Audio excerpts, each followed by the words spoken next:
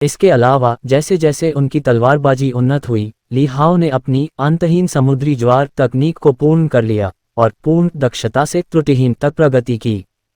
तलवारबाजी की समृद्ध यादों ने ली हाओ को ऐसा महसूस कराया जैसे वह दशकों से तलवार चला रहा हो।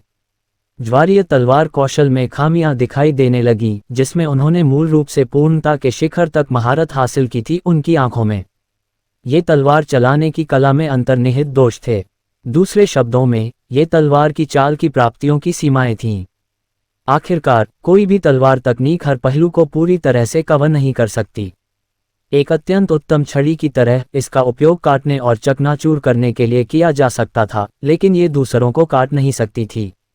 अब तलवार चलाने के कौशल में जो कमियां थीं, ली हाओ ने उनकी अपनी तलवारबाजी की समझ के माध्यम से उनकी भरपाई कर ली थी। ली हाओ ने उस सैन्य तलवारबाजी प्रशिक्षक के बारे में सोचा जिसने ली कियानफेंग को प्रशिक्षण दिया था और कहा कि तकनीक के 3 क्षेत्रों से परे एक चौथी परत भी मौजूद है।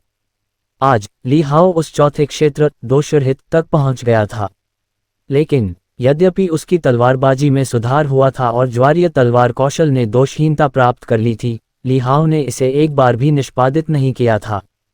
उसने अपने मन में इसे सीमा तक धकेल दिया था।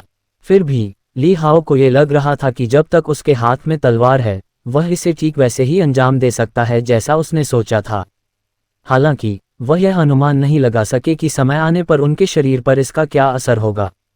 उनके वर्तमान बच्चे का शरीर बहुत ही नाजुक था और यदि वह बड़ा भी हो गया तो भी उन्हें डर था कि एक सामान्य शरीर इतनी चमकदार तकनीक का सामना नहीं कर पाएगा। एक अत्यंत मजबूत शरीर की आवश्यकता थी। तलवार चलाने की तकनीक चाहे कितनी भी उत्कृष्ट क्यों न हो, यदि उसे क्रियान्वित नहीं किया जा सकता तो वह अंततः पानी पर प्रतिबिंबित चंद्रमा ही रहेगी।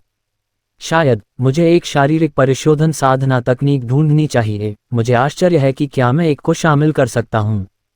ली परिवार के मार्शल आर्ट के गुप्त अभिलेख अनगिनत और विविध प्रकृति के थे। इन सभी को दिव्य जनरल हवेली के भीतर श्रवण वर्षा टॉवर में रखा गया था। किंगजोउ शहर में 3 प्रसिद्ध पवित्र स्थान हैं, जहां बड़ी संख्या में मार्शल कलाकार स्वप्न में भी आना चाहते हैं। एक है 10 पैलेस अकादमी का ब्लैक एंड व्हाइट हॉल, एक है रूज पवेलियन का 100 बड्स गार्डन और अंतिम है लिसनिंग रेन टॉवर, जो दिव्य जनरल मैंशन के ली परिवार के स्वामित्व में है। ली हाओ ने वहां जाने का अवसर तलाशने की योजना बनाई, लेकिन उससे पहले ही हवेली के अंदर उसके लिए विशेष रक्त तैयार कर लिया गया था। इस वर्ष बियान रुक्स्यू की तरह वह भी उसी आयु वर्ग के साथ रक्त विगलन प्रक्रिया से गुजरेगा। रक्त पिघलाने के लिए प्रयुक्त रक्त अभी भी उच्चतम गुणवत्ता का था, एक मास्टर स्तर का औषधि जो एक सहस्राब्दी महान दानव की हड्डियों से परिष्कृत किया गया था। इसके अलावा ये कहा गया था कि उत्तरी यान की अग्रिम पंक्ति के मार्शल लॉर्ड ने विशेष रूप से अपने दत्तक पिता के लिए 3000 वर्षों की साधना से एक महान दानव को मार डाला था और उसे दिव्य जनरल हवेली में वापस भेज दिया था, जिससे इस रक्त पिघलाने वाली औषधि का स्तर दूसरे चरम पर पहुंच गया था। 3000 वर्ष पुराना एक महान दानव लगभग महान यू राजवंश की आयु जितना पुराना था। विस्मय के अलावा ली हाओ को उस आदमी की ताकत की एक नई समझ भी हुई। लिन हेक्सिया की सहायता से रक्त पिघलना शुरू हुआ।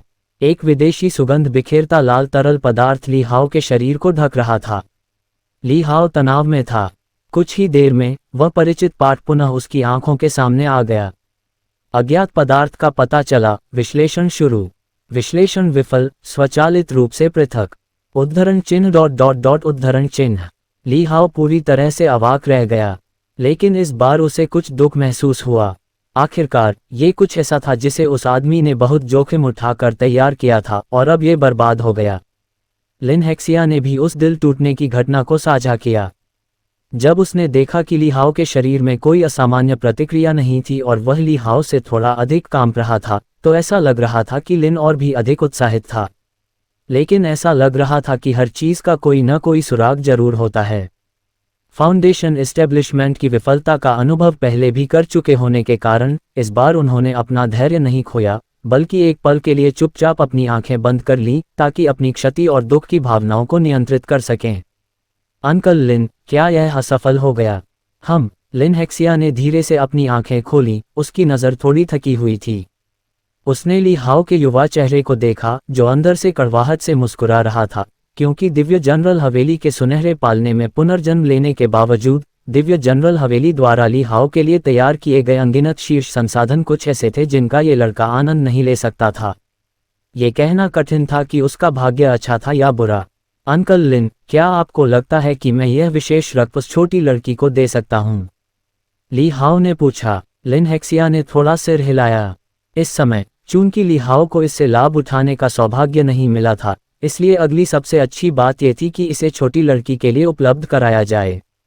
ये बहुत बढ़िया है, ये देखकर कि कुछ भी बर्बाद नहीं हुआ, ली हाओ मुस्कुराया। लिन हेक्सिया ने भी हल्की मुस्कान दिखाते हुए ली हाओ से कहा, युवा मास्टर, मैं इसे आपके लिए खुर्च कर साफ कर दूंगी, फिर आप आराम करें। उसकी मुस्कुराहट बनावटी थी, उसकी आंखों में दुख का भाव था। ठीक है, ली हाओ ने सिर हिलाया, लेकिन यह नहीं बताया कि क्या कहा नहीं गया। ... ली हाओ के असफल रक्त पिघलने की खबर जल्दी ही आंगन की विभिन्न महिलाओं के कानों तक फैल गई। शुईहुआ प्रांगण में लियू यूरोंग ने अपने पास खड़ी एक नौकरानी से यह शांत रिपोर्ट सुनकर अपनी भौहें थोड़ी सी ऊपर उठाईं। हालांकि उसके चेहरे पर थोड़ी सी खुशी दिख रही थी, केवल उसने अपना सिर हल्का सा हिलाया था। उसने माउंट वुलियांग पर गुप्त रूप से पूछताछ की थी और जानती थी कि दवा से ऐसे दुष्प्रभाव नहीं होंगे, जिसका मतलब था कि यह लड़का स्वाभाविक रूप से दोषपूर्ण था। ये केवल उसका भाग्य था कि वह ली परिवार में और जी किंग के गर्भ में पैदा हुआ। अगर उसे पहले पता होता तो उसे उस दवा की जरूरत ही नहीं पड़ती। एक दोषपूर्ण प्राणी दिव्य रक्त के साथ भी वह क्या कर सकता है? इसके विपरीत इससे उसके अपने बेटे की आनफेंग की श्रेष्ठता ही उजागर होगी। आखिरकार जब समय आया तो दोनों ली परिवार की तीसरी पीढ़ी के थे। दोनों के पास दिव्य रक्त था, लेकिन एक बेकार होगा जबकि दूसरा मनुष्यों के बीच एक सच्चा ड्रैगन होगा। हर कोई जानता था कि बूढ़ी कुलमाता क्या चुनेगी। ली हाओ के रक्त पिघलने की विफलता के बाद छोटी लड़की का सम्मलन उत्कृष्ट था। ली हाओ के लिए तैयार विदेशी रक्त को अवशोषित करने के बाद बियान रुक्स्यू की मार्शल प्रतिभा और भी बढ़ गई। आने वाले दिनों में उसे बस धीरे धीरे पोषण की जरूरत थी और 5 साल की उम्र में हड्डियों के माप से विशिष्ट परिणाम सामने आ जाएंगे। ली हाओ ने यह खबर सुनकर छोटी लड़की के लिए खुशी मनाई, लेकिन उसे खुद एक परेशानी का सामना करना पड़ा था। अब वह खुद खेलकर शतरंज दांव का अनुभव नहीं ले सकता था, इसलिए उसे अपने शतरंज के खेल में साथ देने के लिए अपने आसपास नौकरानियों को ढूंढना पड़ा। यद्यपि ये नौकरानियां अपने युवा स्वामी के दैनिक आदेशों का विरोध करने का साहस नहीं कर पा रही थीं, फिर भी वे इस अनुरोध पर सहमत होने में झिझक रही थीं और डर रही थीं। इन नौकरों को पता था कि ली हाओ अपने रक्त पिघलाने में असफल रहा है और उसके पास मार्शल आर्ट के लिए कोई प्रतिभा नहीं है, फिर भी अब वह शतरंज खेलना चाहता था। वे जानते थे कि युवा मास्टर बचपन से ही शतरंज की बिसात के सामने बैठा रहता था और ऐसा प्रतीत होता था कि शतरंज दांव के लिए जन्मजात प्रतिभा उसके अंदर थी। लेकिन ऐसे प्रतिष्ठित सैन्य परिवार में ऐसी प्रतिभा मामूली बात थी, यहाँ तक कि इसे ऐसी तुच्छ हरकतों में लिप्तता के रूप में भी देखा गया जो बर्बादी का कारण बन सकती हैं। यदि महिलाओं को पता चल गया कि वे ली हाओ के साथ ऐसी गैर जिम्मेदाराना गतिविधि में शामिल थीं, तो वे इस बात की गारंटी नहीं दे पाएंगी कि ली हाओ की मार्शल आर्ट का अभ्यास करने में असमर्थता से उत्पन्न क्रोध उन पर नहीं निकाला जाएगा। दिव्य जनरल भवन के ये सेवक यद्यपि चतुर थे, फिर भी उन्होंने ऐसी बुरी किस्मत को छूने का साहस नहीं किया। इस प्रकार कोई अन्य विकल्प न होने पर ली हाओ को लिन हेक्सिया को ढूंढना पड़ा। ये जानते हुए कि वह चाहता था कि वह उसके साथ शतरंज खेले, लिन हेक्सिया अवाक थी, ऐसी चीजों से अपरिचित थी और युवा मास्टर की आशावादी अज्ञानता के प्रति कुछ हद तक असहाय थी। हालांकि उसने सीधे तौर पर मना नहीं किया। शायद अस्थि मापन समारोह से पहले का यह आखिरी साल इस बच्चे की खुशी का अंतिम समय है, लिन हेक्सिया ने मन ही मन सोचा। वह ली हाओ के अनुरोध पर सहमत हो गई और बियान रुक्स्यू की स्थिति को सुझाने के बाद वह ली हाओ के साथ उसके शतरंज के खेल में शामिल होने लगी। तब से प्रांगण में एक सामान्य दृश्य ये था कि 2 आकृतियां, एक लंबी और एक छोटी, मंडप में एक दूसरे के सामने खेल रही थीं, तथा पास में एक छोटी नौकरानी पंजों के बल खड़ी होकर झांक रही थी। कभी कभी शतरंज की बिसात पर झुके बच्चे की आवाज सुनाई देती थी। ये सही नहीं है, आपको इसे रेखाओं के चौराहे पर रखना होगा, वर्गों के अंदर नहीं। ये धोखाधड़ी नहीं है, इसे कैप्चरिंग कहा जाता है। ये पहले से ही घिरा हुआ है और मर चुका है, आप इसमें और कुछ नहीं रख सकते। तुम बहुत मूर्ख हो, मैं तुम्हें पहले ही 3 बार कह चुका हूं। शतरंज के एक खेल के बाद ली हाओ थक जाता था, क्योंकि उसे केवल एक अंक का अनुभव प्राप्त होता था। ये खुद के खिलाफ खेलने से कहीं अधिक थकाऊ था।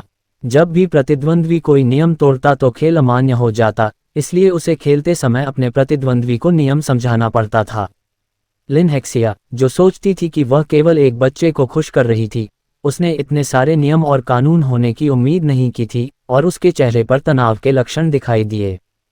कई दिनों के बाद लिन हेक्सिया गायब हो गया। ली हाओ को निराशा में अपने छोटे पैरों को पटकते हुए छोड़ दिया। कोई विकल्प न होने पर उसने सबसे पहले लिसनिंग रेन टावर का दौरा करने का फैसला किया। सुनते हुए रेन टावर दिव्य जनरल हवेली के उत्तर में पहाड़ के सहारे खड़ा था। दिव्य जनरल भवन का क्षेत्रफल इतना विस्तृत था कि इसके अंदर घोड़ागाड़ी भी चल सकती थी। महिलाओं के आंगनों के अलावा वहां पहाड़, झील और बगीचे जैसे दृश्य भी थे। वर्षों से जर्जर लिसनिंग रेन टावर पहाड़ के मध्य में स्थित एक पुरानी इमारत से अधिक कुछ नहीं लगता था, जो कि काफी साधारण थी। फिर भी दुनिया में अनगिनत आंखें इसके असली चेहरे को देखने के लिए तरसती रहीं। हालांकि उन सभी की नज़रें ऊपर स्थित उस सुनहरी दीवार को पार करने की हिम्मत नहीं कर सकीं। माउंटेन एंड रिवर कोर्टयार्ड के पुराने प्रबंधक झाओ के साथ ली हाओ टावर के सामने पहुंचे। झाओ ने ली हाओ को नीचे उतारा और गंभीर चेतावनी के लहजे में सलाह दी, युवा स्वामी, ये जगह ली परिवार के लिए एक महत्वपूर्ण जगह है। यहाँ तक कि अगर आंगन की महिलाएं भी आती हैं तो उन्हें वरिष्ठ मैडम से अनुमति लेनी होगी। चलो वापस चलते हैं। क्या हम ली परिवार की दूसरी पीढ़ी के प्रत्यक्ष वंशजों के अलावा केवल 2 महिलाएं ही स्वतंत्र रूप से लिसनिंग रेन टावर में प्रवेश कर सकती थीं, जिनमें से एक वरिष्ठ मैडम थीं? क्या मैंने तुमसे किसी को उन्हें सूचित करने के लिए भेजने के लिए नहीं कहा था? मैं तो बस इधर उधर देखने आया था। सब ठीक होगा, है न? ली हाओ ने बेपरवाही से कहा, अपने हाथों को अपनी पीठ के पीछे बांध लिया।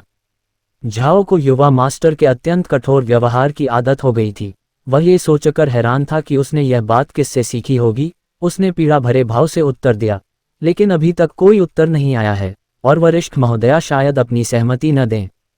यद्यपि आप प्रवेश करने के हकदार हैं, युवा मास्टर, आप अभी भी बहुत युवा हैं। तो क्या हुआ अगर मैं जवान हूं? तुम मुझे नीची नज़र से देखते हो। ली हाओ ने सीधा चेहरा रखते हुए कहा। मैं हिम्मत नहीं कर सकता, युवा स्वामी, झाओ ने जल्दबाजी में जवाब दिया।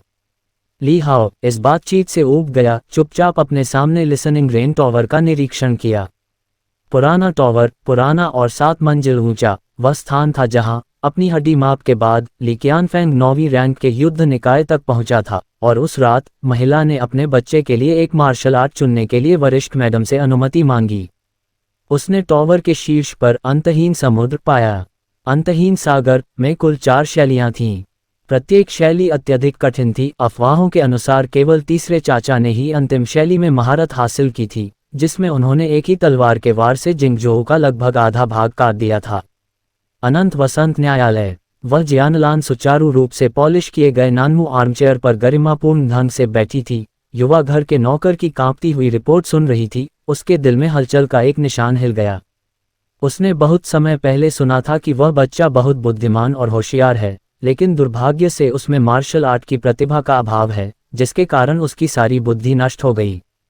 ली परिवार के सीमावर्ती क्षेत्र से आए पत्र के बारे में सोचते हुए हे जियानलान ने मन ही मन आह भरी और उदासीनता से कहा, जुएजियान, बच्चे पर नजर रखना, बस ये सुनिश्चित करना कि वह किताबें न फाड़ दे।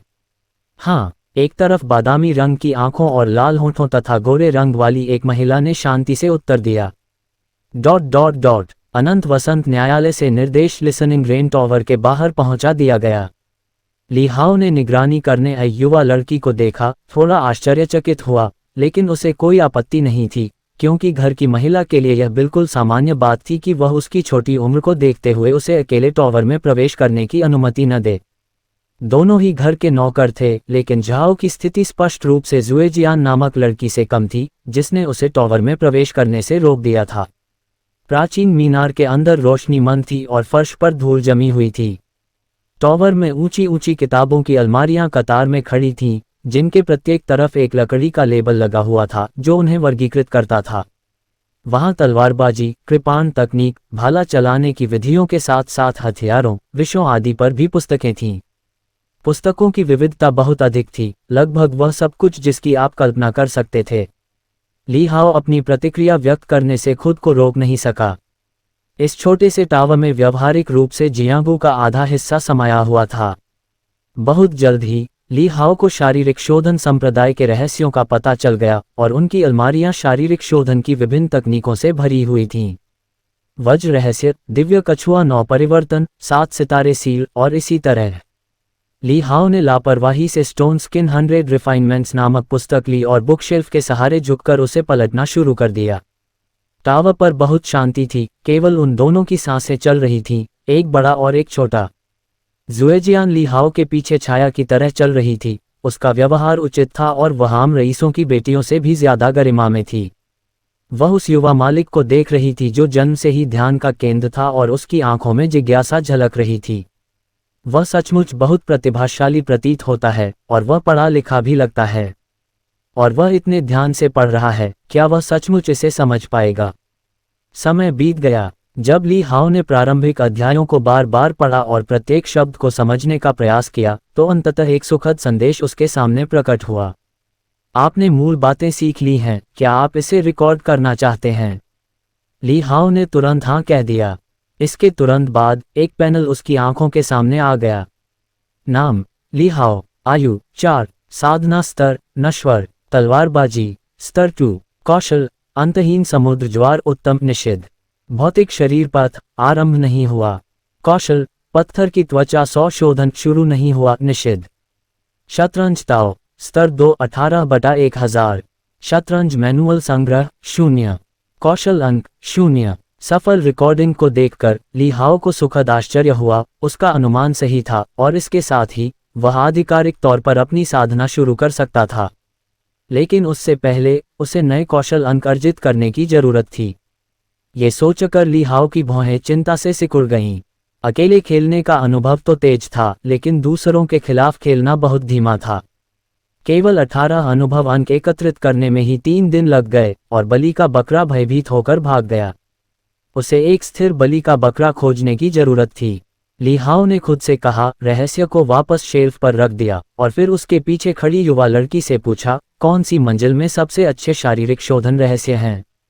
ज़ुएजियान को थोड़ा आश्चर्य हुआ, क्या ये बच्चा वास्तव में शारीरिक शोधन को समझता है? उसे किसने सिखाया? क्या ये वही सैन्य अधिकारी हो सकता है जिसने फाउंडेशन की स्थापना में उनकी मदद की थी? मार्शल मेरिडियन अवरुद्ध है, इसलिए वह शुद्ध शरीर शोधन पथ का पीछा करने का इरादा रखता है। ज़ुएजियान की आंखों में एहसास झलक उठा क्योंकि उसने धीरे से जवाब दिया, युवा मास्टर को जवाब देने के लिए रेन टॉवर के सबसे मजबूत शरीर शोधन रहस्य 6ठी मंजिल पर हैं, मैं आपको वहां ले जाऊंगी। वे 7वीं मंजिल पर नहीं हैं।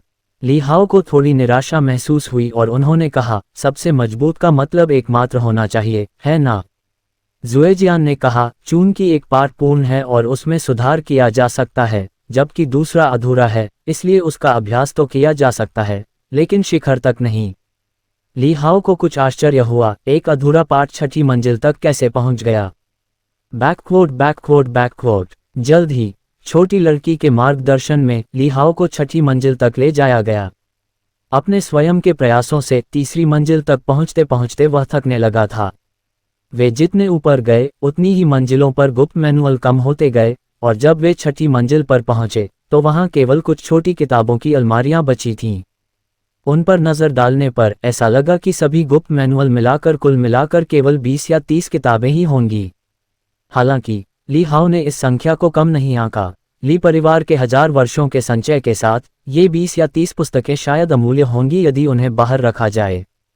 बहुत जल्दी ज़ुएजियान ने 2 शारीरिक शोधन गुप्त मैनुअल वापस लाए जिनका उसने ली हाओ से उल्लेख किया था।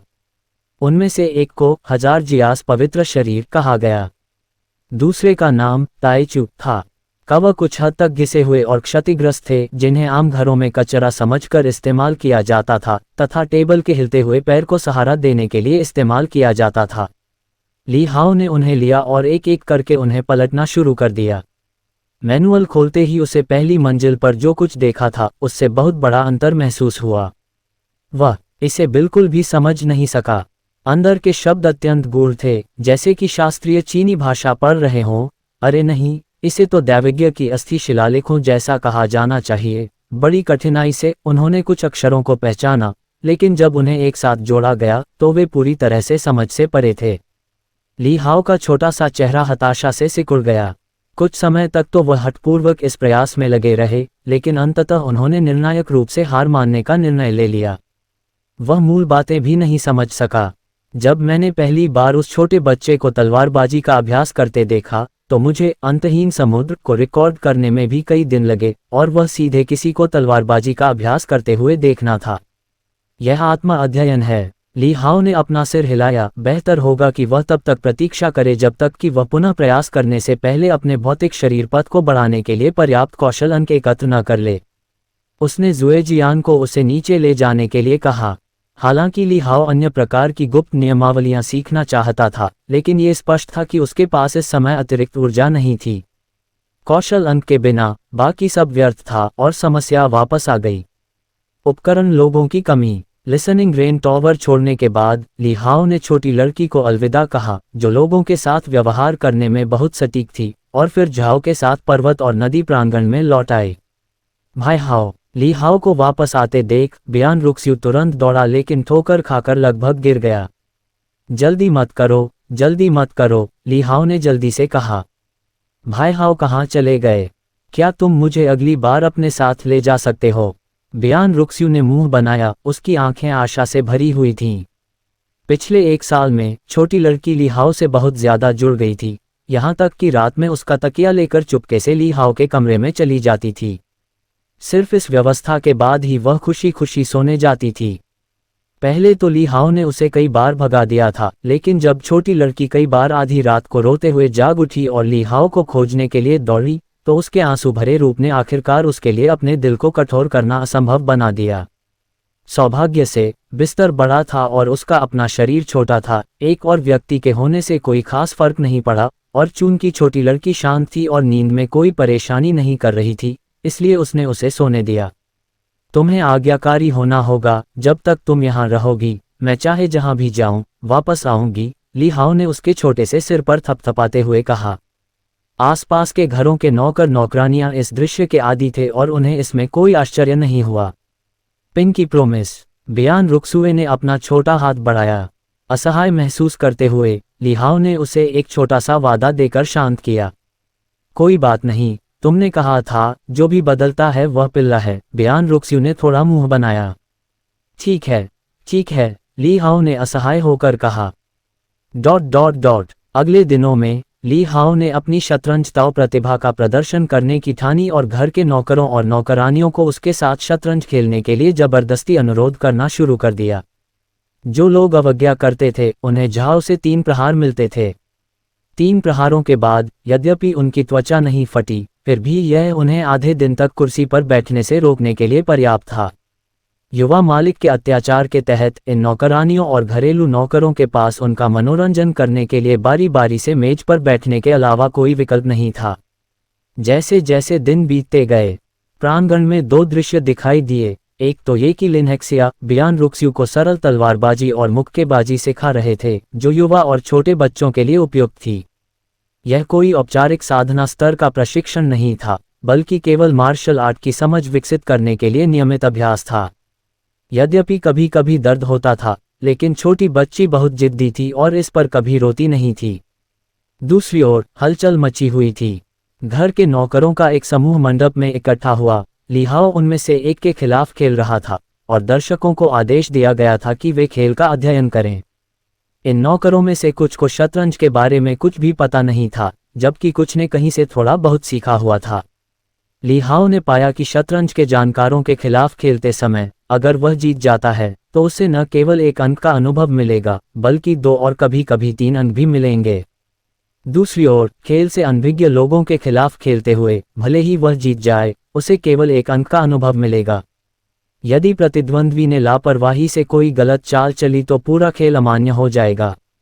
इसलिए धीरे धीरे इन घरेलू नौकरों की बारी बारी से आवश्यकता नहीं रही और ली हाओ ने सबसे अच्छे शतरंज कौशल वाले 2 लोगों को चुना ताकि वे हर दिन शतरंज के अनुभव में उनका साथ दें।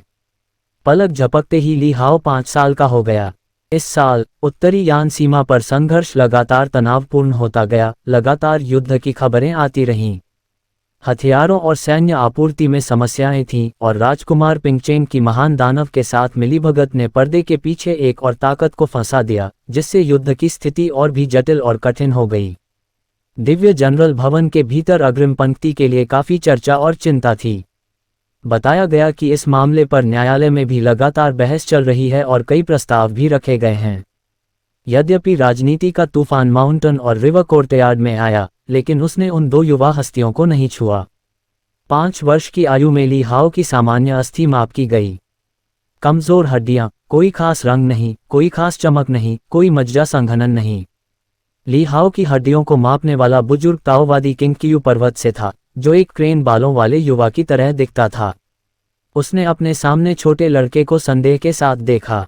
अगर ली परिवार की महिला की उपस्थिति न होती तो उसे जन्म के समय बदलाव का मामला भी संदेह हो सकता था। कुलीन परिवारों के बीच एक दुश्मनी, जिसमें युवा स्वामी को गुप्त रूप से बदल दिया गया था। अस्थि प्रतिभा, हीन से भी हीन, युद्धक शारीरिक गठन किसी भी स्तर का नहीं, बस एक साधारण बच्चे का सामान्य कंकाल। बुजुर्ग ताओवादी ने अंततः हड्डी की माप पूरी कर ली। ये सुनकर हे जियानलान जैसी महिलाओं के चेहरे पर कठिन भाव थे और 5वीं महिला ये कहे बिना नहीं रह सकी, क्या आपको यकीन है कि आप गलत नहीं हैं? हाओ उसके पास ऐसी प्रतिभा कैसे हो सकती है?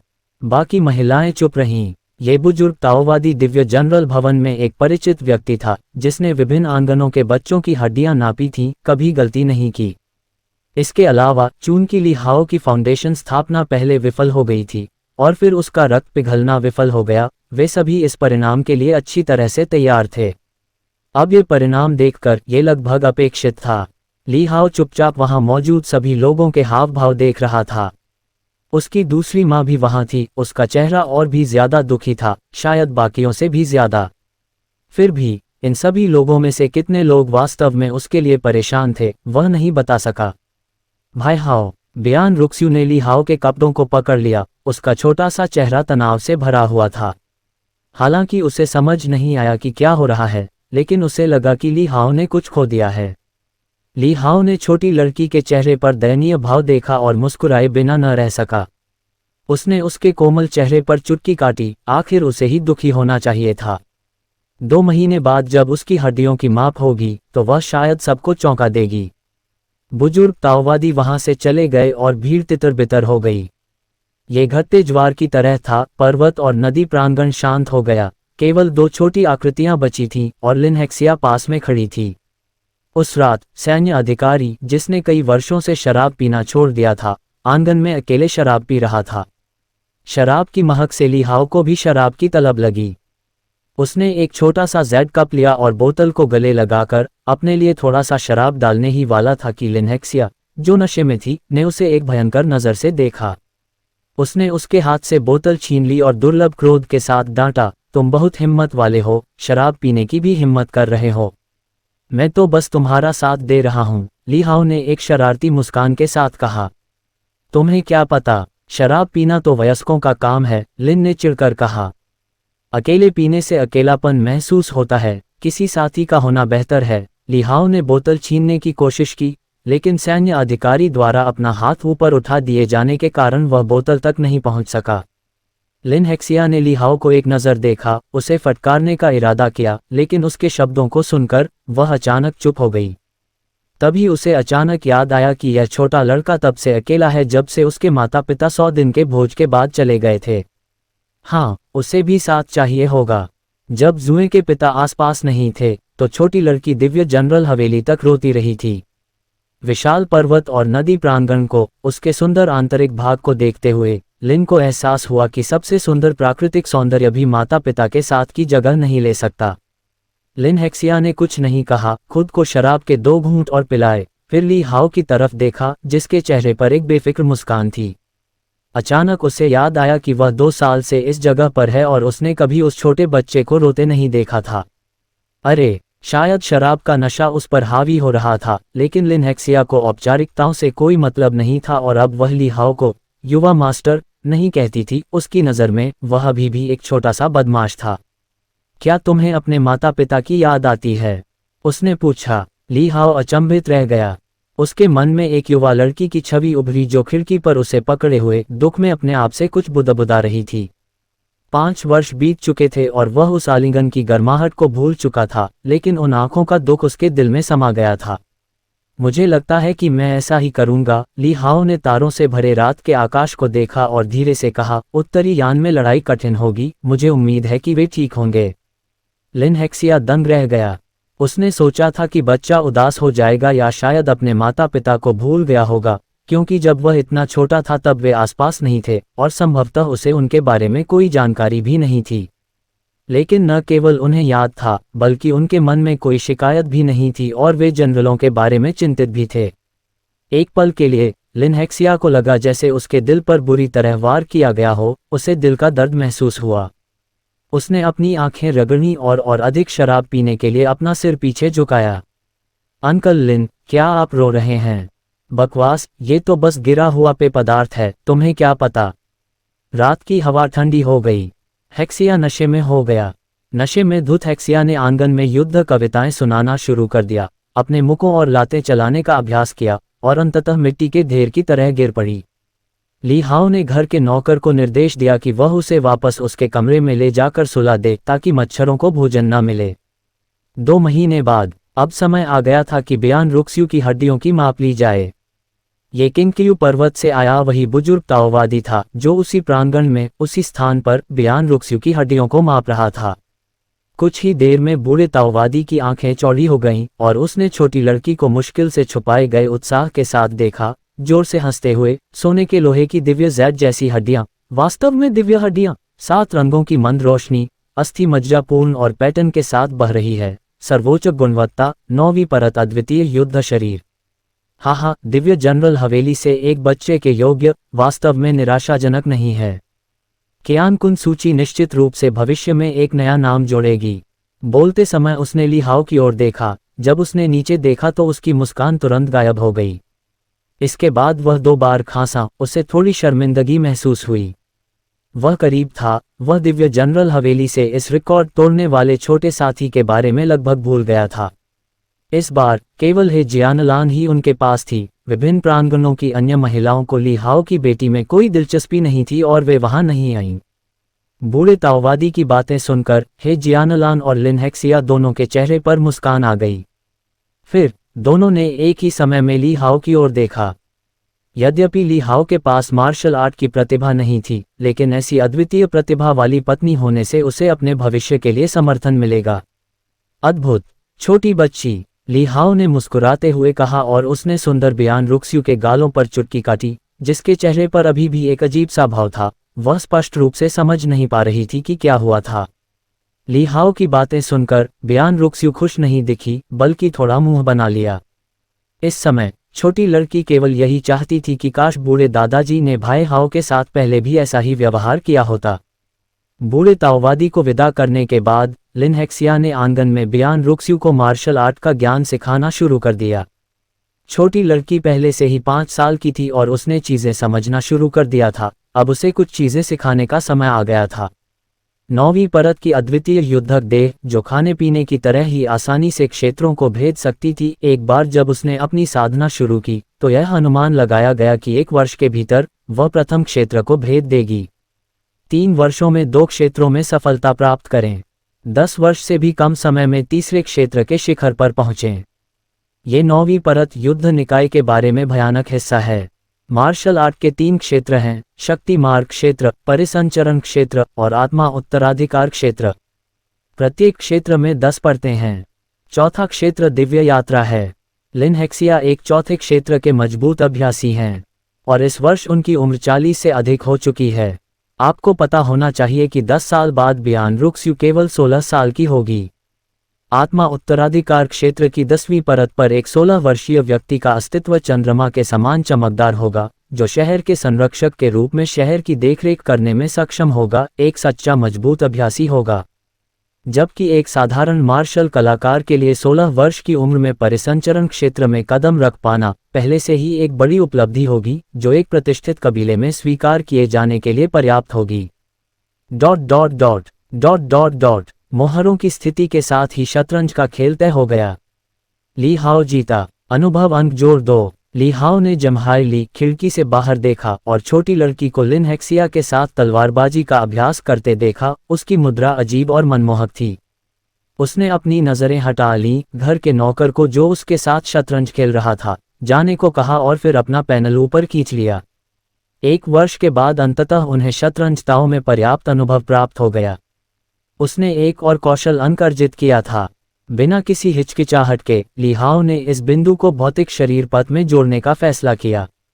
जल्द ही जानकारी का एक जटिल प्रवाह उसके पास आने लगा और उसे सहते हुए वह थोड़ा उदास हो गया। कुछ समय बाद उसने धीरे धीरे सब कुछ पचा लिया। जैसे ही शरीर परिशोधन क्षेत्र के बारे में अंतर्दृष्टि मन में आई, ली हाओ प्रेरित महसूस किया, खिड़की दरवाजा बंद कर दिया और फिर अपने कमरे में आसन का अभ्यास करना शुरू कर दिया। उन्होंने शरीर शोधन कला, पत्थर त्वचा संशोधन का अभ्यास करना शुरू किया। जैसे ही उसने अपना आसन ग्रहण किया, उसका शरीर उड़ते हुए ड्रैगन और छलांग लगाते हुए बाघ की तरह हिलने लगा और उसके शरीर से चटचटाहट की आवाजें निकलने लगीं। उसका रक्त, शिरोबिंदु और हड्डियां सभी मुड़ने लगीं और उसके शरीर की कोशिकाएं सक्रिय हो गईं। उसका पूरा शरीर गर्म हो गया। पत्थर की त्वचा के संशोधन के एक सेट के पूरा होने के साथ ली हाओ की पूरी त्वचा लाल हो गई और भाप निकलने लगी। जबकि उसके बाल पसीने से गीले थे, उसका छोटा चेहरा पसीने की मोटी बूंदों से ढका हुआ था।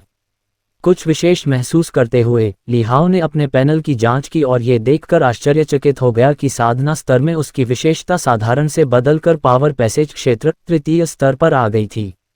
ली हाओ अपने शरीर में अभूतपूर्व शक्ति महसूस कर सकता था, मानो वह आसानी से चट्टानों को तोड़ सकता हो और स्टील के खंभों को तोड़ सकता हो। वह बहुत प्रसन्न हुआ और फिर उसने यह अभ्यास एक बार फिर दोहराया। इस बार भरपूर ताकत के साथ उसकी मुद्रा अधिक सटीक थी और उसकी त्वचा और भी अधिक लाल हो गई थी तथा गर्मी धुएं की तरह फैल रही थी। दूसरी बार अभ्यास करने के बाद ली हाओ ने देखा कि उसकी साधना का स्तर अप्रत्याशित रूप से चौथे स्तर तक बढ़ गया था। इसके बाद उन्होंने अभ्यास जारी रखा। तीसरी बार, चौथी बार, 8वें चक्र के बाद तक उसकी साधना का स्तर और नहीं बढ़ा और वह पावर पैसेज क्षेत्र की 7वीं परत पर आ गया। उसके शरीर में शेरों और हाथियों जैसी ताकत दौड़ गई। ली हाओ ने अपनी मुट्ठी को थोड़ा सा भींच लिया। उसे ऐसा महसूस हो रहा था जैसे उसका छोटा हाथ बड़ी आसानी से एक बड़ी चट्टान को कुचल सकता है। कुछ ही क्षण पहले वह एक साधारण मनुष्य था, लेकिन अब कुछ ही समय में वह एक साधक बन गया था। पावर पैसेज क्षेत्र मार्शल आर्ट का पहला क्षेत्र है जो ताकत पर ध्यान केंद्रित करता है। संपूर्ण शरीर में व्याप्त शक्ति को पावर पैसेज कहते हैं। लंबे वर्षों के बाद पावर पैसेज दायरे के प्रत्येक स्तर को स्पष्ट रूप से परिभाषित किया गया है, जिसमें पहला स्तर एक तिपाई को उठाने की क्षमता है, जिसे 200 जिन हाथ की ताकत कहा जाता है। सामान्य परिवार भी सामान्य जीविका और व्यायाम के माध्यम से पावर पैसेज दायरे के प्रथम स्तर से बमुश्किल ही मेल खा सकते हैं। लेकिन उच्चतर स्तर तक पहुंचने के लिए या तो व्यक्ति को महान शक्ति के साथ जन्म लेना पड़ता है या फिर साधना के माध्यम से उसे बढ़ाना पड़ता है। प्रत्येक स्तर की उन्नति के साथ एक अतिरिक्त तिपाई के वजन से ताकत बढ़ गई। 7 स्तर 7 तिपाई के बराबर थे, अर्थात 5 वर्ष की आयु में ली हाओ अब 1400 जिन वजन की वस्तु उठा सकता था।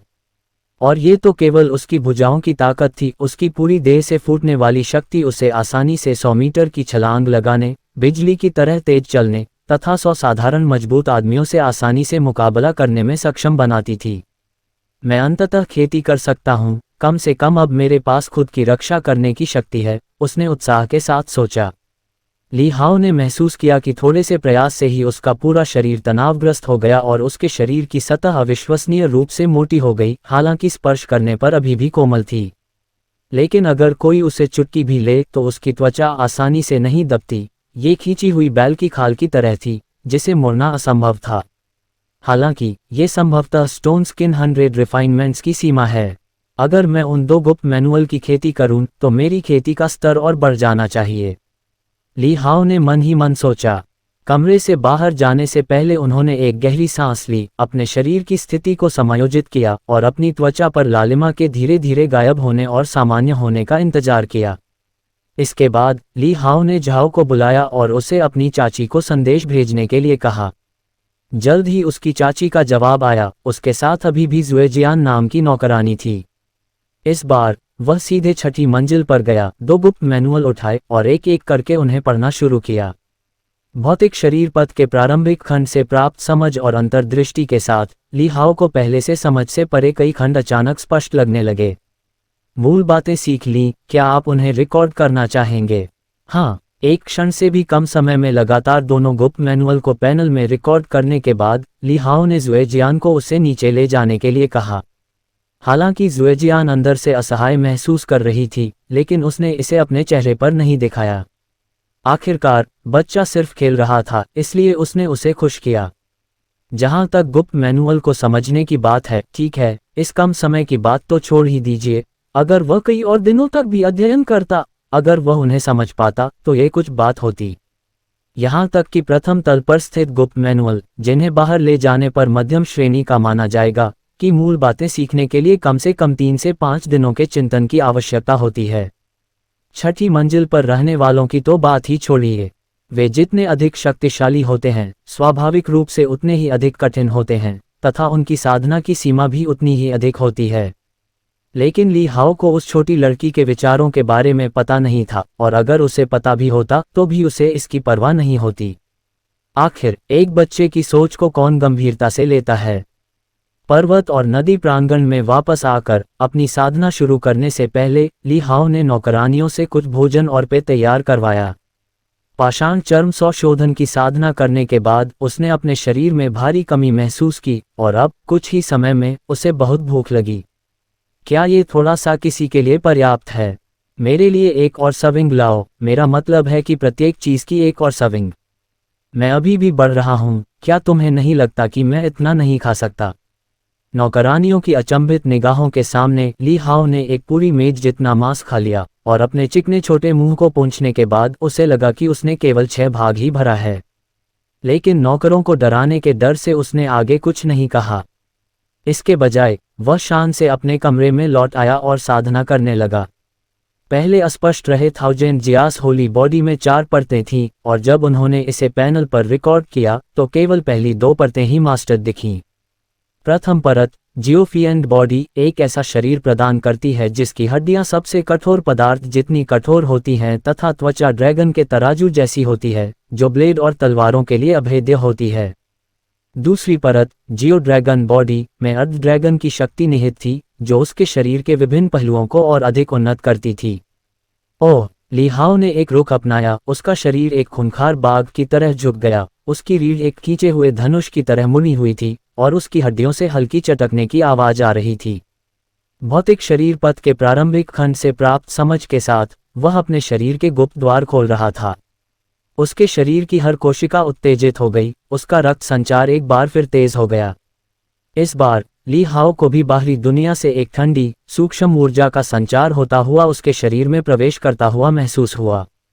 यह आकाशीय ऊर्जाओं से उत्पन्न तायीन की शक्ति थी।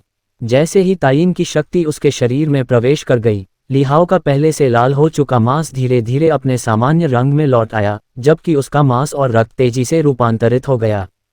गुप्त द्वार खुल गए। स्वर्ग और पृथ्वी की शक्तियों के साथ खुद को परिष्कृत किया। जैसे जैसे तायीन की शक्ति बढ़ती गई, ली हाओ की त्वचा पीली और फिर नीले रंग की हो गई, मानो वह कोई लाश हो। यहाँ तक कि उसकी त्वचा की सतह पर भी ड्रैगन के तराजू जैसे हल्के उभार दिखाई देने लगे। 3 धूप बत्ती के समय के बाद पहली परत की खेती पूरी हो गई। ली हाओ ने अपने साधना स्तर पर नजर डाली, और उसे आश्चर्य हुआ कि वह शक्ति मार्ग क्षेत्र के 7वें स्तर से उठकर 10वें स्तर पूर्णता तक पहुंच गया था। पावर पैसेज दायरे के पहले 9 स्तर काफी भिन्न नहीं थे, प्रत्येक में सीमा के रूप में 200 जिन की वृद्धि थी, लेकिन 9वें से 10वें स्तर तक की छलांग एक सीमा थी, जहां ताकत दोगुनी हो जाती थी। 10वां स्तर संपूर्ण शक्ति मार्ग का प्रतीक था। शक्ति पूरे शरीर में पहुंचती थी, पुनर्तः एकीकृत, और दोनों हाथों से वह जो उठा सकता था उसकी ताकत 3600 जिन तक पहुंच जाती थी। बहुत खुश होकर ली हाओ ने सावधानीपूर्वक अपने भौतिक शरीर को महसूस किया, और तुरंत ही उसके मन में अफसोस की लहर दौड़ गई। दिव्य रक्त जागृत नहीं हुआ था। दिव्य रक्त की विरासत वाले लोग पावर पैसेज दायरे की पूर्णता तक पहुंचने पर इसे जागृत करेंगे, जिस बिंदु पर उनकी ताकत फिर से बढ़ जाएगी, 7200 जिन तक पहुंच जाएगी। ऐसा अंतर पावर पैसेज दायरे में दिव्य रक्त वालों के लिए समान दायरे में अपने साथियों को आसानी से मात देने के लिए पर्याप्त था, और यहाँ तक कि तकनीक में अंतर को भी पूरा करते हुए बलपूर्वक ताकत के साथ आगे बढ़ सकते थे। ये किसी खेल में बड़े खर्च करने वाले और एक साधारण खिलाड़ी के बीच का अंतर था। ये बहुत अनुचित लग रहा था, लेकिन ये सामान्य था क्योंकि दिव्य रक्त विरासत के लिए माता पिता को 3 अमर क्षेत्रों तक पहुंचना आवश्यक था, और महान यू राजवंश के 19 राज्यों में बहुत कम लोग ऐसे क्षेत्रों तक पहुंच पाए थे। दिव्य रक्त की वृद्धि के बिना ली हाओ हतोत्साहित नहीं हुआ, बल्कि उसने स्वयं को थोड़ा समायोजित किया और साधना तकनीक की दूसरी परत की साधना जारी रखी। आधे घंटे बाद उसने धीरे धीरे अपना अभ्यास पूरा किया। जैसे ही उसने अपनी आंखें खोलीं, दिव्य प्रकाश फूट पड़ा और उसकी पुतलियां और भी गहरी दिखाई देने लगीं। उसने अपने शरीर को महसूस किया, उसकी ताकत पहले की तुलना में काफ़ी अधिक थी। इस समय वह किसी ऐसे व्यक्ति को ढूंढना चाहता था जिसके साथ वह मुकाबला कर सके, ताकि अपनी शक्ति के वास्तविक स्तर का परीक्षण कर सके। पैनल को सामने लाते हुए ली हाओ ये देखकर आश्चर्यचकित हुआ कि उसने क्षेत्र में कोई सफलता हासिल नहीं की थी। उसका साधना स्तर अभी भी पावर पैसेज क्षेत्र के 10वें स्तर पर था। उसकी ताकत स्पष्ट रूप से बढ़ गई थी, फिर भी यह जोतियान क्षेत्र तक नहीं पहुंची। ली हाओ एक क्षण के लिए चौंक गया, फिर उसे एहसास हुआ कि वह अभी भी नहीं जानता था कि अपनी क्यूई को कैसे नियंत्रित किया जाए। पावर पैसेज क्षेत्र पूर्णता तक पहुंचने के बाद उसके शरीर में क्यूई नामक एक प्रकार की ऊर्जा उभरी थी। जहां शक्ति होती है वहां क्यूई भी आती है। क्यूई की यह अनुभूति बाइसेप्स में शक्ति के बढ़ने की अनुभूति के समान थी। हालांकि क्यूई उसके शरीर में अनियंत्रित रूप से घूमती रही। ली हाओ को अचानक याद आया कि 1000 जियाओ के पवित्र शरीर की दूसरी परत में भी यह उल्लेख नहीं किया गया था कि क्यूई को कैसे प्रवाहित किया जाए, और तीसरी परत के लिए भौतिक शरीर पथ की उसकी वर्तमान समझ के अनुसार ये समझना उसकी क्षमता से परे था। जियाओ ड्रैगन बॉडी के साथ आधे ड्रैगन की शक्ति को नियंत्रित करते हुए, मुझे आश्चर्य है कि अब मेरे पास कितनी ताकत है, ली हाओ ने चुपचाप सोचा। वह महसूस कर सकता था कि वह पहले से कहीं ज्यादा ताकतवर हो गया था, कम से कम 2 गुना, अगर ज्यादा नहीं। ली हाओ अपनी ताकत का परीक्षण करने की जल्दी में नहीं था, बल्कि उसने अपना ध्यान एक अन्य शारीरिक शोधन कौशल की ओर लगाया। अपूर्ण प्राइमोडियल खंड। भौतिक शरीर पथ की अंतर्दृष्टि से प्रेरित होकर ली हाओ ने बहुत जल्दी बहुत कुछ समझ लिया और तुरंत अभ्यास करना शुरू कर दिया। अधूरे आदिम ग्रंथ की सामान्य रूपरेखा में ये दर्ज किया गया है कि इस शारीरिक शोधन कौशल के 5 क्षेत्र हैं। हालांकि ली हाओ के पास जो अधूरी पुस्तक थी उसमें केवल पहले 2 क्षेत्र ही थे, बाद के 3 क्षेत्र खो गए थे। आदि गुप्त तकनीक के केवल पहले खंड में ही शरीर के भीतर के गुप्त द्वारों को खोलने, सूर्य की शक्ति और स्वर्ग तथा पृथ्वी से तायिन की शक्ति को महसूस करने तथा शरीर को संयमित करने के लिए यिन और यांग दोनों शक्तियों का एक साथ संचार करने की आवश्यकता होती है। भौतिक शरीर पथ की सहायता के बिना सामान्य लोगों के लिए पहला कदम पूरा करना स्वर्ग तक चढ़ने जितना ही कठिन होगा। लेकिन इस समय ली हाओ ने इसे सहजता से ऐसे संभाला जैसे यह उसका दूसरा स्वभाव हो। जैसे जैसे यिन और यांग शक्तियां उसके शरीर में एकत्रित होती गईं, उसका भौतिक रूप लगातार रूपांतरित होता गया। दूसरे खंड में ये शरीर के भीतर मौजूद यिन और यांग बलों का उपयोग करके तारों की शक्ति को आकर्षित करने और एक तारों वाले शरीर की खेती करने के बारे में था। ये शरीर जियाओ ड्रैगन बॉडी से भी अधिक प्रभावशाली था, जिसमें तायिन और सूर्य दोनों की शक्ति समाहित थी। शरीर एक तारे की तरह भट्ठी के समान था, जो प्रबल गर्मी और शक्ति से भरपूर था। जब ली हाओ ने फिर से अपनी आंखें खोली तो आधी रात हो चुकी थी। वह बिना जाने ही 7 या 8 घंटे से अभ्यास कर रहा था। उसकी आंखें मुनी हुई और शांत थीं, धीरे धीरे खुल रही थीं। उसकी सांस गहरी और निरंतर थी, जैसे कोई कुंडली मारे बैठा अजगर आराम कर रहा हो। उनकी सुनने और देखने की क्षमता बहुत बढ़ गई थी। ली हाओ को आंगन में हल्की सी फुसफुसाहट की आवाज सुनाई दे रही थी, जो हवा की नहीं बल्कि तलवारों की थी। कोई व्यक्ति तलवारबाजी का अभ्यास कर रहा था। ली हाओ की तलवारबाजी की कला के कारण वह केवल तलवार की ध्वनि के आधार पर किसी व्यक्ति की तलवारबाजी की मुद्रा और शैली की कल्पना कर सकता था। ये वही छोटी लड़की थी। क्या वह भी इतनी मेहनत कर रही थी? ली हाओ के होठों पर मुस्कान आ गई जब उन्होंने पैनल पर अपनी स्थिति देखी। नाम ली हाओ, आयु 5, साधना स्तर पावर पैसेज क्षेत्र स्तर 10, तलवारबाजी स्तर 2, कौशल अंतहीन समुद्र ज्वार उत्कृष्ट निषिद्ध, भौतिक शरीर पथ स्तर 1, कौशल पत्थर की त्वचा 100 शोधन महान उपलब्धि, 1000 जियास पवित्र शरीर जियाओ ड्रैगन शरीर की छोटी सफलता आदिम तारों वाला शरीर शुरुआती शतरंज ताओ स्तर 30500 शतरंज मैनुअल संग्रह 0 कलात्मक कौशल अंक 0 अभी भी पावर पैसेज दायरे में है। ली हाओ कुछ हद तक हैरान था। वह अपने शरीर में जबरदस्त बदलाव महसूस कर सकता था जो 10वें स्तर पर पहुंचने के समय से कई गुना ज्यादा मजबूत था और उसे विश्वास था कि टाइडल स्वॉर्ड स्किल के सबलाइम स्तर का इस्तेमाल करना भी उसके लिए आसान होगा। फिर भी वह अभी भी आगे नहीं बढ़ पाया था। हालांकि इस बिंदु तक वह वास्तव में नहीं जानता था कि उसके पूरे शरीर में क्यूई को कैसे प्रसारित किया जाए। आदिकालीन शारीरिक शोधन कौशल के ये प्रथम 2 खंड केवल शक्ति मार्ग क्षेत्र में ही लागू होते प्रतीत होते थे। फिर भी वे जो शक्ति लेकर आए वह पावर पैसेज दायरे से कहीं परे थी। एकमात्र समस्या ये थी कि खेती अत्यंत कठिन थी। भौतिक शरीर पथ के स्तर 1 पर अपनी वर्तमान अंतर्दृष्टि के साथ भी वह मुश्किल से एक शुरुआती था। आम लोगों को इस स्तर तक पहुंचने में शायद 10 या 20 साल लगेंगे। उस समय तक वे संभवतः जोतियान क्षेत्र में प्रवेश कर चुके होंगे। आखिरकार जोतियान क्षेत्र में प्रवेश करने की तुलना में ये और भी कठिन लग रहा था। ली हाओ खड़ा हुआ और अपने शरीर को अभ्यस्त करने लगा। फिर उसने खिड़की खोली और देखा कि आंगन में तारों की रोशनी में एक छोटी सी आकृति तलवारबाजी का अभ्यास कर रही थी। हालांकि ली हाओ को आश्चर्य हुआ कि सुबह की अनाड़ी और अजीब तलवार की तुलना में वह अब तलवार को उचित ढंग से चला रही थी। उस छोटी लड़की में वास्तव में कुछ प्रतिभा थी। ली हाओ मुस्कुराया और अपने हाथ के एक धक्के से खिड़की से बाहर निकलकर फुर्ती से जमीन पर उतरा। वह एक चट्टानी जगह से होते हुए आंगन के दूसरे हिस्से में गया। झाओ ने बताया था कि यह चट्टानी जगह उसके पिता ने अपनी युवावस्था में खुद उठाकर लाई थी, जिसका वजन 100 कड़ाहों के बराबर था। घर के सभी नौकर चाकर आराम कर रहे थे और कुछ पहरेदार दूसरी जगह गश्त कर रहे थे, इसलिए ली हाओ ने दूसरों की अनुपस्थिति का फायदा उठाया। वह चट्टान के सामने गया, एक पत्थर की गुफा में एक खांचा पाया और उसे धकेलने की कोशिश की। गुरगल। ली हाओ को आश्चर्य हुआ जब उसने अपनी पूरी ताकत लगा दी और 10 टन से अधिक वजनी चट्टान को उठा लिया। जैसे ही चट्टान हिली, पास के तालाब का पानी बढ़ गया और चट्टान के नीचे वापस बहने लगा। पावर पैसेज दायरे के स्तर 10 पर दिव्य रक्त के बिना 10,000 कैटी उठाने में सक्षम।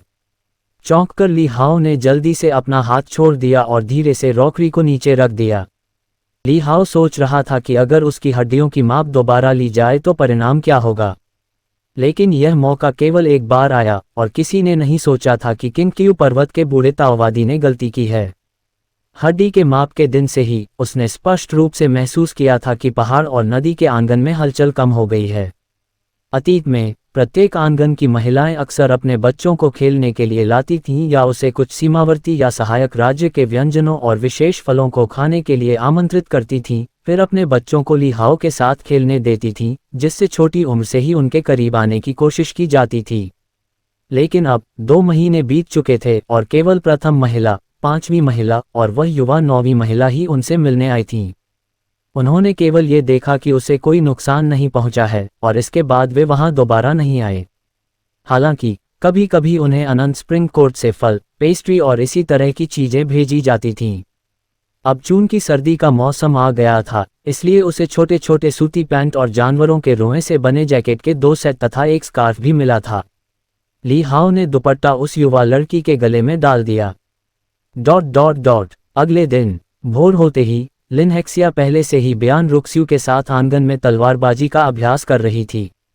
इससे पहले हथियार रैक पर लिनहेक्सिया ने बच्ची को विभिन्न हथियारों में से एक चुनने को कहा था, प्रत्येक हथियार के साथ अभ्यास कराया ताकि उसके हथियारों के प्रति लगाव का पता लगाया जा सके, और बयान रुक्स्यू ने अंततः तलवार को चुना।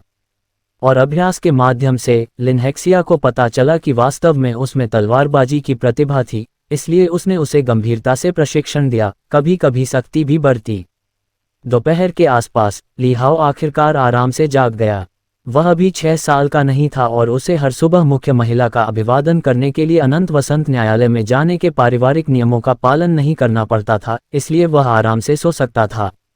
आंगन में मेहनती छोटी सी आकृति को अभ्यास करते देख ली हाओ ने अपना सिर थोड़ा हिलाया और खुद से बड़बड़ाया, उसे उस पर तरस आया। फिर अपनी निजी नौकरानी की मदद से नहाया और नाश्ता किया।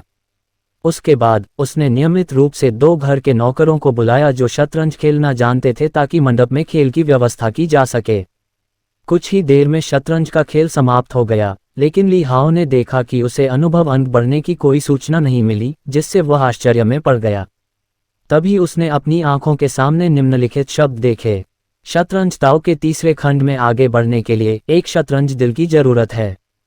शतरंज का दिल। ली हाओ हैरान था, मानो उनके विचारों को भांपकर शब्द धीरे धीरे फीके पड़ गए। फिर एक और पंक्ति प्रकट हुई। शतरंज का दिल विकसित करने के लिए किसी के दिमाग में केवल शतरंज होना चाहिए, केवल शतरंज के लिए जुनून होना चाहिए। अच्छा, सीधा स्पष्टीकरण है। ली हाओ को कुछ आश्चर्य हुआ कि वह वास्तव में शब्दों के साथ बातचीत कर सकता था। नमस्ते। शब्द गायब हो गए। ली हाओ ने कुछ और बार पुकारने की कोशिश की, लेकिन कोई प्रतिक्रिया नहीं मिली, इसलिए उसने इसके बारे में सोचना बंद कर दिया और इसके बजाय आंतरिक रूप से सोचा, शतरंज के लिए जुनून। तो क्या अनुभव अंक अर्जित करने से पहले उसे शतरंज के दिल को परिष्कृत करने की आवश्यकता थी? दिव्य जनरल भवन में ली हाओ ने तलवार हृदय, भला हृदय और यहाँ तक कि तीक्ष्ण जीभ वाला लेकिन कोमल हृदय वाला वाक्यांश भी सुना था, लेकिन उसने शतरंज के दिल के बारे में कभी नहीं सुना था। ये बात समझ में आती है। आखिरकार शतरंज खेलना और अन्य छोटी मोटी गतिविधियां दिव्य जनरल भवन में ध्यान देने योग्य नहीं मानी जाती थीं। हालांकि शतरंज का दिल तलवार के दिल के समान ही होना चाहिए, है ना? उसे याद आया कि कैसे आंगन में महिलाएं उसे पकड़कर बेकार की बातें करती थीं कि कैसे एक युवक बचपन से ही हर दिन तलवारबाजी का अभ्यास करता है, खाते समय भी तलवार पकड़ता है, तलवार के साथ सोता है और तलवार के प्रति दिल को परिष्कृत करने के बाद अपनी तलवारबाजी प्रशिक्षण में तीव्र गति से प्रगति करता है। तो क्या शतरंज के दिल को परिष्कृत करने के लिए भी उन्हें ऐसा ही करने की जरूरत थी? लेकिन क्या ली हाओ को शतरंज ताओ पसंद था? अपने पिछले जन्म में उसे शतरंज की बहुत थोड़ी समझ थी, लेकिन वास्तव में ये बहुत थोड़ी ही थी। शतरंज खेलना। गंभीर लोगों के बीच शतरंज खेलना किसे पसंद है? पोकर खेलना शतरंज खेलने से अधिक आनंददायक है।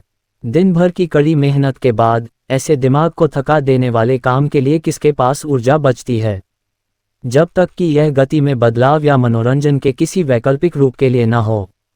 हालांकि उसके पास एक पैनल था जो उसके शतरंज ताओ अनुभव को बेहतर बना सकता था। ली हाओ ने इसे केवल कौशल अंक अर्जित करने के एक उपकरण के रूप में देखा, न कि कुछ ऐसा जिससे वह वास्तव में प्यार कर सके या जिसके प्रति भावुक हो सके। ये कठिन होगा। ली हाओ थोड़ा जिद्दी था और उसने घर के नौकर को उसके साथ शतरंज का एक और दौर खेलने को कहा। फिर वह आस्तिक बन गया। इससे ली हाओ कुछ परेशान हो गया, उसका छोटा सा चेहरा निराशा में सिकुड़ गया। जब वह साधना अभ्यास का आनंद लेना शुरू कर रहा था, तो आप मुझे बताते हैं कि मैं शतरंज खेलकर अनुभव नहीं कमा सकता, ये कैसे हो सकता है? क्या इसका मतलब यह है कि उसे हर दिन शतरंज खेलना चाहिए? लेकिन अनुभव के बिना मैं इसे पकड़ने की जहमत क्यों उठाऊंगा? शायद उसे किसी अन्य कला का अभ्यास करना चाहिए। लेकिन इस शतरंज के दिल के बारे में उसे आश्चर्य हुआ कि इसका क्या उपयोग है। इसका पता वह बाद में लगाएगा। अगले दिनों में ली हाओ ने शतरंज बोर्ड को अपने बिस्तर पर ले जाकर उस पर एक कंबल बिछा दिया और उसे तकिए के रूप में इस्तेमाल किया। भोजन के समय वह शतरंज की बिसात भी अपने पास इस प्रकार रखते थे मानो वह बुद्ध की मूर्ति हो। लेकिन इस औपचारिकता का कोई असर नहीं हुआ। ली हाओ ने नौकरों के साथ शतरंज खेलना जारी नहीं रखा, बल्कि अपना समय छोटी लड़की को तलवारबाजी का अभ्यास करते देखने या लिसनिंग रेन टॉवर में विभिन्न पुस्तकों को पढ़ने में बिताया। एक दिन लिसनिंग रेन टॉवर में किताबें पलटते समय ली हाओ ने उनमें से एक में शतरंज की पुस्तिका के कई पृष्ठ देखे, जिससे वह उत्सुक हो गया। किताब में सैकड़ों साल पहले के एक मशहूर व्यक्ति की कहानी बताई गई है, जिसे अपनी युवावस्था में अपमानित किया गया था और बाद में उसने बदला लेना चाहा। हालांकि उसके दुश्मन ने शतरंज के लिए मार्शल आर्ट छोड़ दिया था। उस व्यक्ति ने कहा था कि जब प्रतिशोध का दिन आएगा तो वह अपने प्रतिद्वंद्वी को पूरी तरह कुचल देगा तथा उसे निराशा में डाल देगा और फिर उसे मार डालेगा। पता चला कि प्रतिद्वंद्वी कई वर्षों से शतरंज का अध्ययन कर रहा था। वे वहीं पर शतरंज की लड़ाई में शामिल हो गए। वह व्यक्ति बुरी तरह पराजित हो गया तथा यद्यपि वह जिद्दी था, फिर भी उसने अपने शत्रु को वहीं नहीं मारा। इसके बजाय उसने दुश्मन के पूरे परिवार को मार डाला, किसी को भी नहीं छोड़ा, यहाँ तक कि बच्चों को भी नहीं, केवल दुश्मन को जीवित छोड़ दिया और भविष्य में फिर से आने की कसम खाए। लेकिन मरने से पहले वह उस शतरंज के खेल को हल करने में कभी सफल नहीं हो सके। इसे पढ़ने के बाद ली हाओ खुद को हंसने से रोक नहीं सका। ऐसा लग रहा था कि दुश्मन उस आकृति को बहुत अच्छी तरह से जानता था। हालांकि मार्शल आर्ट के लिए उसकी प्रतिभा कमजोर थी, लेकिन वह इतना चतुर था कि उसने घातक भाग्य से बचने के लिए ये कौशल सीख लिया। अचानक ली हाओ को लगा कि शतरंज कुछ हद तक दिलचस्प हो सकता है। यह आश्चर्य की बात नहीं है कि ली परिवार उसकी तरह इस मार्शल दुनिया में गहराई से महसूस करता था कि शतरंज खेलना केवल एक मनोरंजन था, अर्थहीन। बैकवर्ड। लेकिन अब यह विचार कुछ हद तक बदल गया है। शतरंज मैनुअल मैरिएड का पता चला, क्या आप इसे संग्रह में शामिल करना चाहेंगे? अचानक ही वह पाठ उसकी आंखों के सामने आ गया। ली हाओ को आश्चर्य हुआ और फिर उन्हें याद आया कि उनके पैनल में शतरंज की मैनुअल एकत्रित करने के लिए एक फीचर था। ये भी स्पष्ट था कि उसे शतरंज दांव में कोई दिलचस्पी नहीं थी, उसने इसे केवल अनुभव प्राप्त करने के साधन के रूप में माना था। 5 वर्षों में उसने कभी भी शतरंज की कोई भी पुस्तिका एकत्र करने की जहमत नहीं उठाई थी। इस समय उसे कुछ शर्म महसूस हुई। ली हाओ ने तुरंत हाँ कह दिया। जल्द ही उनके पैनल के संग्रह अनुभाग में मैरिएड नामक प्रविष्टि दिखाई दी। उसी समय एक संकेत भी था कि इसे एम्बेड किया जा सकता है। ली हाओ ने हैरान होकर एम्बेड विकल्प का चयन करने का प्रयास किया। तभी पाठ की एक पंक्ति सामने आई, कृपया एक एम्बेड लक्ष्य चुनें, भौतिक शरीर पथ तलवारबाजी। ली हाओ आश्चर्यचकित था, इसका क्या मतलब था? उन्होंने इसके बारे में सोचा और भौतिक शरीर मार्ग को चुना। उन्होंने अभी अभी साधना आरंभ की थी और अपने पूरे शरीर में अचानक शक्ति में वृद्धि का अनुभव किया था, इसलिए वे भौतिक शरीर पथ की और भी अधिक प्रतीक्षा कर रहे थे। एम्बेडिंग सफल। उस क्षण ली हाओ को अचानक महसूस हुआ कि सूचनाओं की एक जटिल धारा उसकी ओर आ रही है। ये भावना उसके लिए बहुत परिचित थी और कुछ ही क्षणों में ये पूरी तरह से आत्मसात हो गई। ली हाओ ने अपने पैनल के पीछे देखा। भौतिक शरीर पथ स्तर 1 असंख्य, और उसके दिमाग में जो अस्पष्ट जानकारी थी उससे उसे पता चल गया कि वास्तव में क्या हुआ था। असंख्य लक्ष्य को दुनिया के असंख्य तत्वों के बीच रखता है, जिसे पहचानना असंभव है, तथा व्यक्ति की ऊर्जा के सभी निशानों को छिपा देता है। ली हाओ ने थोड़ा सा प्रयास किया और उसकी शारीरिक उपस्थिति तुरंत पीछे हट गई। उसके शरीर के अंदर बढ़ती ताकत और ऊर्जा हर छिद्र और कोशिका में सिकुड़ गई, किसी भी पर्यवेक्षक के लिए अदृश्य। कोई विशेष विशेषता। ली हाओ हैरान रह गया, उसने कभी नहीं सोचा था कि शतरंज की मैनुअल का ऐसा प्रभाव हो सकता है, ये तो अकल्पनीय था। अपने दूसरे स्तर के शतरंज दांव के साथ वह इस मैनुअल को कुछ हद तक समझ सकता था। इसमें एक छोटी सी भूल भुलैया के भीतर एक भव्य भूल भुलैया थी, जिसमें हर मोड़ पर जाल और गड्ढे थे। यह कोई आश्चर्य की बात नहीं थी कि महान व्यक्ति अपने जीवन काल में इसे कभी हल नहीं कर पाया था। हालांकि इस शतरंज मैनुअल को भौतिक शरीर पथ में एम्बेड करने के बाद ये समान विशेषताएं देने लगा। यदि उसने तलवारबाजी को लक्ष्य के रूप में चुना होता तो क्या उसकी तलवारबाजी की तकनीक में अतिरिक्त धोखा देने वाले प्रभाव होते, जिससे वास्तविक हत्या की चालें दूसरों के लिए अदृश्य हो जातीं? यदि इसे टाइडल स्वॉर्ड स्किल की उत्कृष्ट भव्य तलवार चालों के साथ मिलाया जाए तो यह शायद आंखों के लिए और भी अधिक चकाचौंध करने वाला होगा। ली हाओ ने अपने पैनल पर नजर डाली, जहां माइरियड शतरंज मैनुअल को एम्बेड करने का विकल्प गायब हो गया था। ये दर्शाता था कि केवल एक ही विकल्प चुना जा सकता था। हालांकि इससे उनके लिए एक नई दुनिया खुल गई थी। शतरंज की नियमावलियां ही सही मायने में आगे बढ़ने का रास्ता थीं।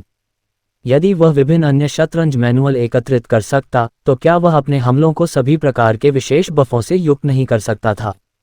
ये सोचकर ली हाओ की दिलचस्पी जागृत हुई और उसने टावर के चारों ओर खोज शुरू कर दी। लेकिन listening rain tower martial artist के लिए एक पवित्र स्थान होने के बावजूद शतरंज खिलाड़ियों के लिए एक पवित्र स्थान नहीं था। लिसनिंग रेन टावर के भीतर कई दिनों की खोज के बाद ली हाओ को केवल 3 शतरंज मैनुअल मिले, जिनमें से एक का इस्तेमाल बुक शेल्फ को सहारा देने के लिए भी किया गया था। फ्लाइंग फेज, हिडन बो, टाइगर प्रेस। इन 3 शतरंज मैनुअल को प्राप्त करने के बाद ली हाओ ने उनका अध्ययन किया और प्रत्येक की विशेषताओं के आधार पर उनकी विशेषताओं का अनुमान लगाया और तलवारबाजी में फ्लाइंग फेज और हिडन बो को शामिल किया। टाइगर प्रेस को भौतिक शरीर पथ में शामिल किया गया। उड़ान चरण हमले की सीमा को दोगुना कर देता है, जिससे लंबी दूरी तक प्रहार करने का प्रभाव प्राप्त होता है। छिपा हुआ धनुष यह मारक चाल तब तक छिपी रहती है जब तक कि यह एक चाल में घातक प्रहार न कर दे। टाइगर प्रेस ये ताकत को थोड़ा बढ़ाता है और डराने वाला प्रभाव डालता है। 3 शतरंज मैनुअलों ने ली हाओ में महत्वपूर्ण सुधार लाया। दुर्भाग्यवश, हालांकि दिव्य जनरल मेंशन में वह सब कुछ उपलब्ध था जिसकी किसी को आवश्यकता हो सकती थी, लेकिन मार्शल आर्टिस्ट परिवार को शतरंज की पुस्तिकाएं एकत्रित करने की आदत नहीं थी। ली हाओ अपने आंगन में लौट आया और घर के नौकरों से केवल इतना कह सका कि वे उसके लिए बाहर शतरंज की पुस्तिकाएं ढूंढ लें, लेकिन उन सभी ने बहाने बनाए। किसी ने भी युवा स्वामी की उस राह पर सहायता करने का साहस नहीं किया जो सही व्यवसाय से कोसों दूर लग रहा था। कोई अन्य विकल्प न होने पर ली हाओ को उन्हें लुभाने के लिए भारी इनाम देना पड़ा। अगले दिनों में शतरंज की नियमावली का इंतजार करने के अलावा ली हाओ ने धीरे धीरे शतरंज की कला पर विचार करना शुरू कर दिया। उसने अपने बिस्तर के पास शतरंज की बिसात को ढंकने वाला कंबल हटाया, उसे वापस रखा और खाने की मेज पर रखी शतरंज की बिसात को भी हटा दिया। कभी कभी वह आंगन में टहलता या छोटी लड़की को तलवारबाजी का अभ्यास करते देखता। शायद इसलिए कि उसने छोटी उम्र में ही अपने माता पिता को खो दिया था और कठिनाइयों का सामना किया था, वह युवा लड़की बहुत मेहनती स्वभाव की थी। लिन हेक्सिया के मार्गदर्शन में उसकी तलवारबाजी दिन प्रतिदिन बेहतर होती गई। ये सही नहीं है, ये चाल सही नहीं है, लिन हेक्सिया ने एक दिन तलवारबाजी सिखाते समय कहा, जिससे उसका सख्त सैन्य अधिकारी वाला पक्ष सामने आया। हालांकि वह बियान रुक्सू की तलवारबाजी की स्वाभाविक प्रतिभा से बहुत खुश थी, फिर भी उसने अभ्यास के दौरान की गई किसी भी गलती की कड़ी आलोचना की। युवा लड़की ने अपने आंसू रोके और हठपूर्वक बार बार अभ्यास किया। ली हाओ ने असहायता से अपना सिर हिलाया, ये सोचते हुए कि भले ही लिन एक अच्छा व्यक्ति था, लेकिन वह हमेशा विद्यार्थी की योग्यता के अनुसार नहीं पढ़ा सकता था। कुछ कठोर शब्द और युवा लड़की की तलवार की चाल लगभग विकृत हो गई। उस रात ली हाओ ने छोटी बच्ची को अभी भी आंगन में अभ्यास करते देखा और उसे अपने पास बुलाया। आपका आसन गलत है, अपनी भुजाओं को थोड़ा और मोड़ें, हाँ ऐसे ही। कमर को ज्यादा न कड़ा करें। आसपास कोई न होने के कारण ली हाओ ने व्यक्तिगत रूप से उस युवा लड़की का मार्गदर्शन करने के लिए समय निकाला। बियान रुक्सू सुस्त नहीं थी, वास्तव में उसके पास तलवारबाजी की प्रतिभा थी।